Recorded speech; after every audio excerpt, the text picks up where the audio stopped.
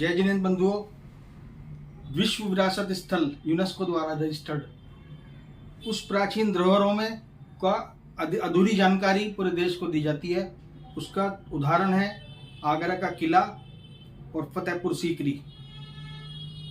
आज पूरा देश, पूरा विश्व आगरा के किलों को 16वीं सदी से देखता है और फतेहपुर सीकरी को 16वीं सदी से देखता है।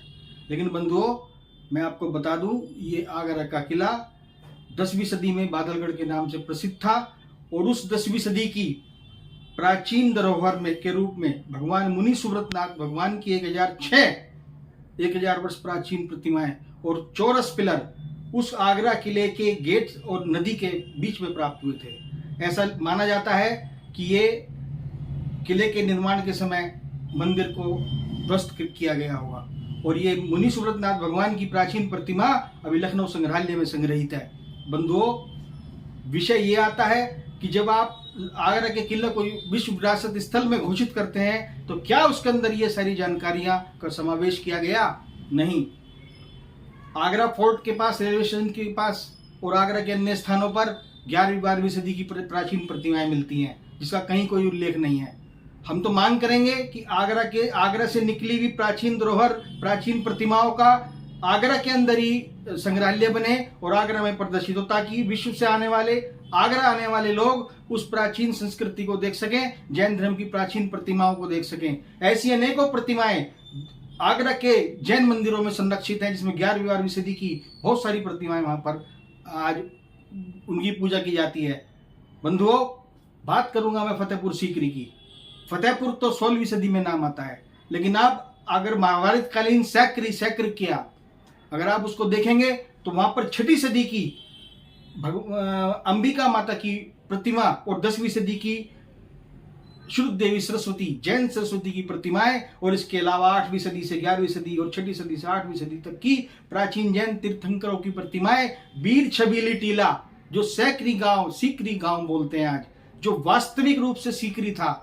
और मेरा मानना है कि वहां पर बहुत बड़ा कोई धार्मिक स्थल, बहुत बड़ा व्यवसायिक स्थल रहा होगा, जहां पर जैन समाज के लोग आते जाते होंगे। वहां इतनी विशाल प्राचीन प्रतिमाएं उस बीर छबीली टीला से प्राप्त हुई थी। ये 1999 और 2000 के अंदर पुरातत्व विभाग द्वारा प्रकाशित किया गया है। बंधुओं, मैं वहां पर जब गया तो मुझे फतेहपुर सीकरी के उस किले के अंदर एक भी ऐसा बोर्ड नजर नहीं आया जिसके अंदर सीकरी का जिक्र हो। ये बहुत ही शर्मनाक बात है। हमारी नौबत खाने से भी एक प्राचीन तीर्थंकर प्रतिमाएं प्राप्त हुई थी।